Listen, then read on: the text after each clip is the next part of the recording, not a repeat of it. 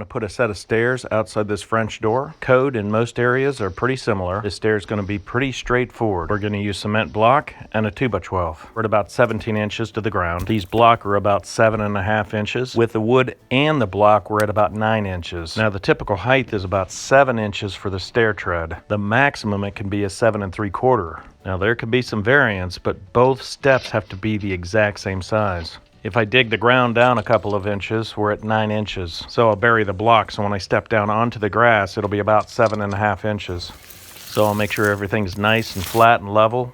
Then I'll be able to put some concrete down to make sure that the block don't sink. Here's a bag of concrete that was $1. If the bag is torn, they usually give it to you for $1. Now I'll kind of spread it all out. These are used block. Look at that hornet's nest. Now I'll put the block in and start to level them. Here's my 7-inch line. So I can work and position these block into place, making sure they're level and the right height. Now the dry concrete's really easy to work with. You can take a hammer and just tap everything till it's nice and straight. Now I'm going to use tap cons to make sure this board doesn't slip out. So I've got my pilot holes in there. I use an impact driver to put them in.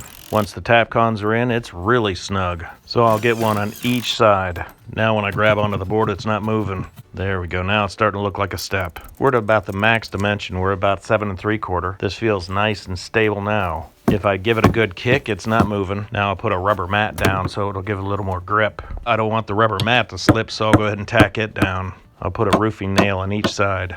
There we go. Now that feels pretty good. So there's a step out of a 2x12 and some 12-inch block. I built some stairs like this years ago, and they hold up pretty good. Now I'll put some water on that concrete. And at this point, we're good to go. So if you're looking for low-cost steps, it's pretty hard to beat this. Well, I appreciate your time, and thanks for watching.